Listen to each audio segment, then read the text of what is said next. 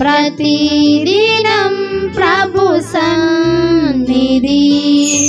Jesus ఆశీర్వాదం. Praise the Lord. బాగున్నారా? మీరు బాగుండాలని ప్రతినిత్యం ప్రార్థిస్తూ ప్రభుని స్తుతిస్తూ ఉన్నాం పిల్లారా.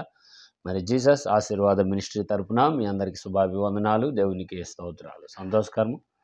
ఈ పూట దేవుని వాగ్దానపు మాటతో మీ ముందుకు రావటం జరిగిందండి. ఏమిటి దినం దేవుని వాగ్దానపు మాట? దేవుని పరిశుద్ధ గ్రంథం మనం చూస్తే పిల్లారా చూడండి, 85వ కీర్తనల గ్రంథము మొదటి వాక్యం చదువుతున్నాను. అక్కడ ఇలా రాయబడింది పిల్లారా,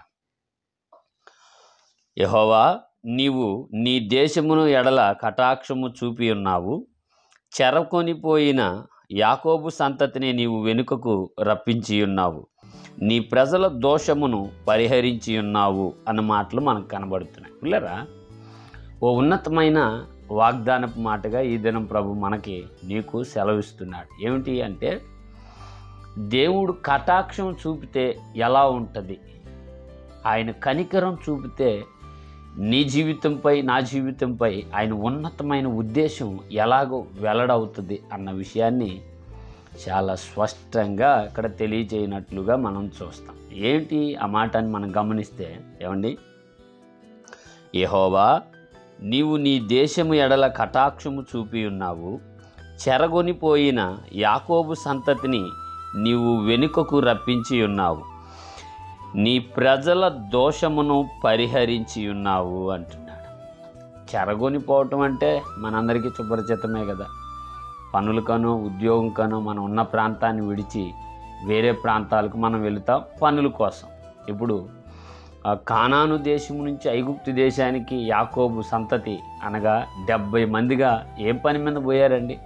ఇక్కడ కరువు ఉండటం ద్వారా ఏమండి ఆ ప్రాంతాలకు వెళ్ళారు. ఆ ప్రాంతంలో కొన్నాళ్ళైతే బాగుంది, కానీ కొన్నాళ్ళ తర్వాత భయంకరమైన వేదన ఏమండి ఆ పరిస్థితులన్నీ వారు అనుభవించినట్లు మనం చూస్తాం. అయితే ప్రభు మళ్ళా వారిని అక్కడి నుంచి కానాను దేశానికి తీసుకొచ్చిన తరువాత ప్రభు మాటకు వ్యతిరేకంగా వారి భావజాలాలతో వారి ప్రవర్తనతో ఉండటం ద్వారా దేవుని కోపించి వారిని రకరకాల ప్రదేశాల ప్రజలకు అప్పగించినట్లు మనం చూస్తాం, రాజులకు అధికారులకు.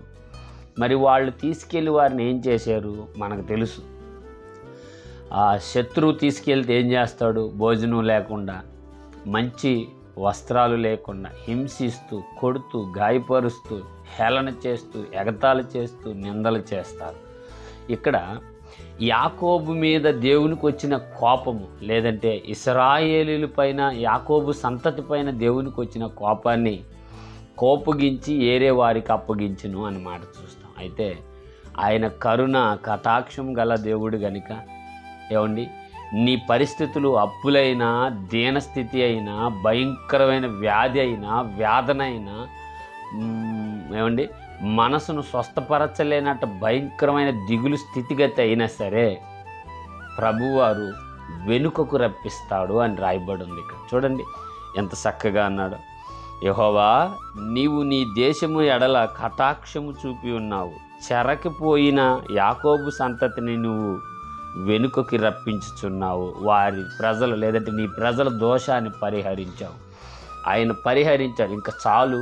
ఒక దగ్గర ఇలా రాయబడి ఉంటుంది బైబిల్లో, నిన్ను బట్టి నా నామం దూషింపబడుతుంది పక్క వాళ్ళ ప్రాంతాలలో, ఇంకా చాలు, నేను నిన్ను బట్టి కాదు కానీ నా పట్టణాన్ని బట్టి, నా సేవకుని బట్టి నిన్ను క్షమిస్తానని రాయబడినట్లు మనం చూస్తాం బైబిల్ గ్రంథంలో. మరి ఈ వాగ్దానం వీక్షిస్తూ దూరాన సమీపాన ఉన్న పిల్లరా, చెప్పని పరిస్థితుల్లో, తప్పని పరిస్థితుల్లో నీ ప్రాంతాన్ని విడిచి వేరే ప్రాంతానికి వెళ్ళి తలదాచుకొని బ్రతుకుతున్నావేమో, బిడ్డల కాడకి రాలేక, తలెత్తుకోలేక, ఏమని నిందలను బట్టి నీ పిల్లలను వదిలిపెట్టేసి దూరంగా బ్రతుకుతున్నావు, లేదా నీ కుటుంబానికి సమీపంగా ఉండలేని పరిస్థితుల్లో అప్పుల కోసమో ఇంకా వేరొక పరిస్థితుల కోసమో దూరంగా వెళ్ళి ఉన్నావో, దేవుని వాక్యం సెలవిస్తుంది, ప్రభు వెనుకకు రప్పించును అని, కటాక్షము చూపును. ఎందుకంటే శత్రువులు ఎదుట నీకు విందు చేస్తానని దావీదు గారితో దేవుడు సెలవిచ్చినట్లుగా నువ్వెవరికైతే వ్యతిరేకం అయ్యావో, ఏ పరిస్థితుల మధ్యలో నువ్వు ఉండలేక, తలెత్తుకోలేక, తలదించుకుని అవమానపు స్థితిలో నీ ప్రాంతాన్ని, నీ పట్టణాన్ని, నీ దేశాన్ని విడిచి వెళ్ళిపోయావో, అదే దేశంలోనికి, అదే పట్టణంలోనికి, అదే ప్రాంతంలోనికి ప్రభు నిన్ను రప్పిస్తాను అంటున్నాడు ఈ వాగ్దానం ద్వారా. మరి ఆలోచిస్తున్నావా? ఈ వాగ్దానం వీక్షిస్తూ దూరాన సమీపాన ఉన్న ప్రియ దేవుని సహోదరి సహోదరులారా, నీ పట్ల ఆయన కటాక్షం చూపుతాడంట, కనికరం చూపుతాడంట. యాకోబుని ఎన్నో పర్యాయాలు వారి సంతతులను ఇబ్బంది పరుచుండొచ్చు. బహుశా వాళ్ళ ప్రవర్తనను బట్టే, మామూలుగా కాదు. ఎన్ని నీళ్లు పోసినా కాపుగాయని చెట్టుకి నీళ్లు పెడతారా, పిండేస్తారా? అలాగే ప్రభువు కూడా కొన్ని విషయాల్లో, కొన్ని సందర్భాల్లో కోపించాడే కానీ పూర్తిగా నిర్మూలన చేయాలన్నది దేవుని ఉద్దేశం కానే కాదు ప్రియులారా. మరి నీకు వచ్చిన హింస, శ్రమ, రోగం, బలహీనత అన్నీ కేవలం నిన్ను సరిచేయటానికే, నిన్ను దీవించటానికే, నీ ఒక దేవుని ఉన్నతమైన బిడ్డగా పిలువబడటానికే కానీ నిన్ను ఇబ్బంది పెట్టడానికి కాదు. నీ పిల్లల్ని పరీక్షలోకి వెళ్ళినప్పుడు బెదిరించో, బెత్తం పట్టో వారికి నేర్పిస్తావు కదా. మరి ప్రభువు కూడా నీ పట్ల నేర్పించి బలపరచటానికే. ఆలోచించు, ప్రార్థించు. ఏ స్థితిలో నువ్వు ఉన్నా ఆయన నీ ఎడల కటాక్షము చూపి నిన్ను మరలా నీ సొంత ప్రాంతానికి నడిపిస్తానని వాగ్దానం చేస్తున్నాడు. ఆలోచించు, ప్రార్థించు. ప్రభు కృప నీకు తోడుండుగాక. ఆమేన్. ప్రార్థన. పరిశుద్ధుడివైన మా తండ్రి, మీకు వందనాలు. ఈ వాగ్దానం వీక్షిస్తూ దూరాన సమీపానున్న నీ ప్రియపిల్లలను దర్శించి ఏ పరిస్థితుల మధ్యలో చెరగొనిపోయారో ప్రభువా, తిరిగి మరల వాళ్ళ ప్రాంతానికి వచ్చుటకు నీ ఆత్మ సన్నిధి సహాయం ఉంచి, వ్యతిరేకుల్లో ప్రేమ పుట్టించి, కృప చూపి నడిపించి మీ నామాన్ని మహిమ తెచ్చుకున్నామని పరిశుద్ధుడైన యేసు నామములో ప్రార్థన చేయుచున్నాము తండ్రి. ఆమేన్. ఆమేన్. Praise the lord. God bless.